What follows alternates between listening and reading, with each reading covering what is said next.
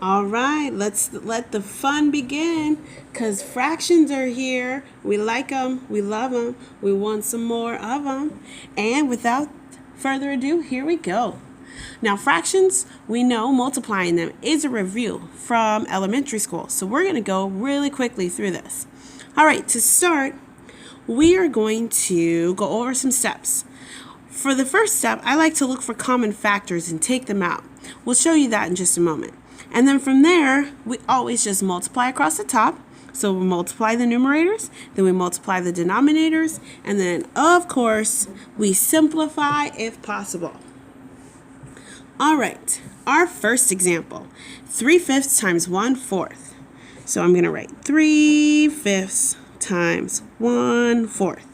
Now I'm going to look and see, looking across at my 3 and my 4, do they have a common factor besides 1? Because 1 doesn't help us. And I say no, because only 3 times 1 is 3, and none of those numbers go evenly into 4, so no, they don't. What about 5 and 1? Nope, they don't have a common factor, so I just move on to my next step. 3 times 1 is 3. 4 times 5 is 20.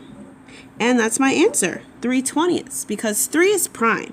And because 3 doesn't go evenly into 20, then I know it's already in simplest form. So no need to do anything else. Super easy. I know, that's why we like them. We love them. We're going to get a lot more of them. Next one is 3/5 times 5/6.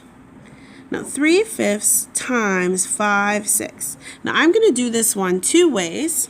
The first way is, what if I can't see any common factor? Like I don't see that these two 5s. What if I don't recognize a common factor? No shame to my game. I just go across the top again. 3 times 5, 15. 5 times 6, 30. And I'm like, whoa. But there is a common factor between 5 and 30. So now we're going to simplify. So what numbers go into 5? So I'm going to think of my GCF. Back to that.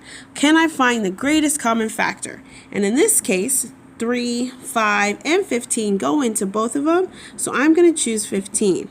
Dividing the top and the bottom by 15, I get 15 divided by 15 is 1, and 30 divided by 15 is 2. So in simplest form, my answer would be 1/2.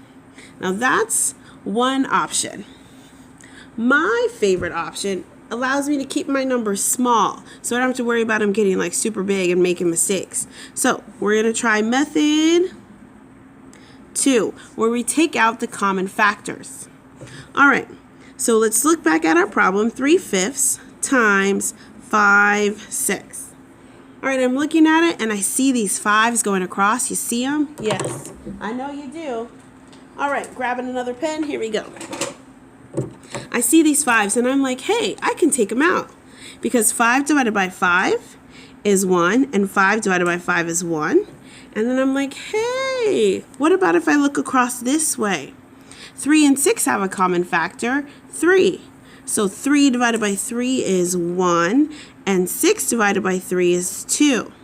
So I've kept my numbers small by taking out what they have in common. And now I just go back to step 2.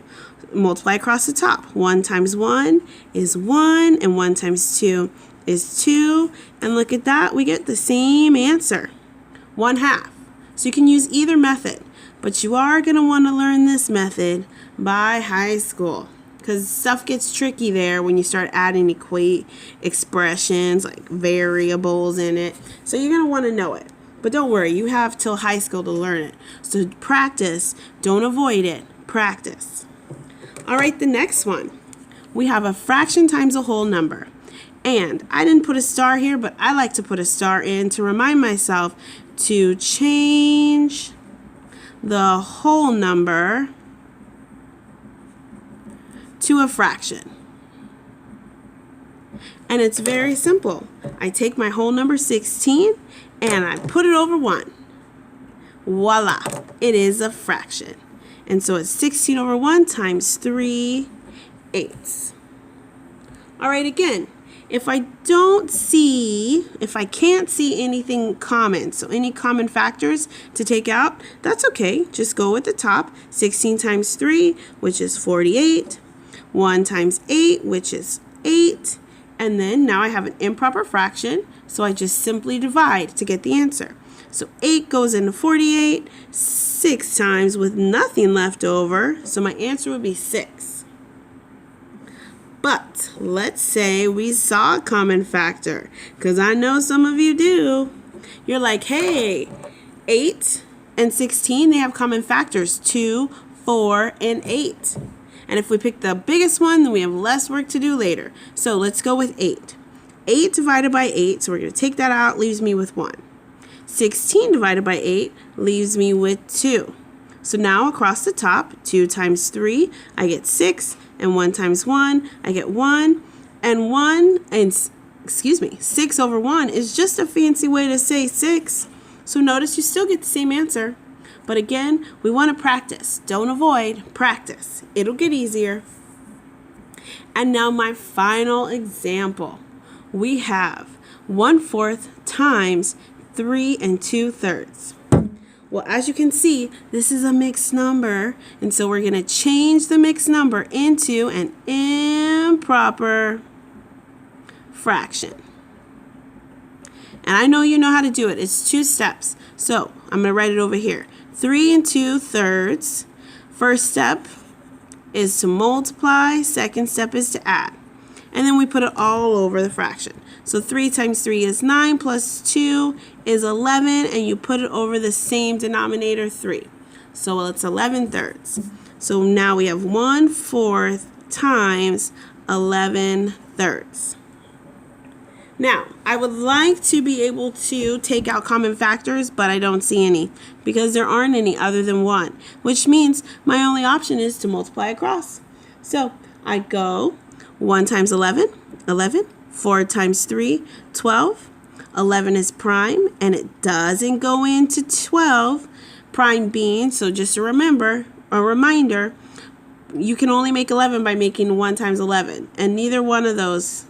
Well, 1 doesn't help us, and 11 doesn't go evenly into 12, which means it's already in simplest form.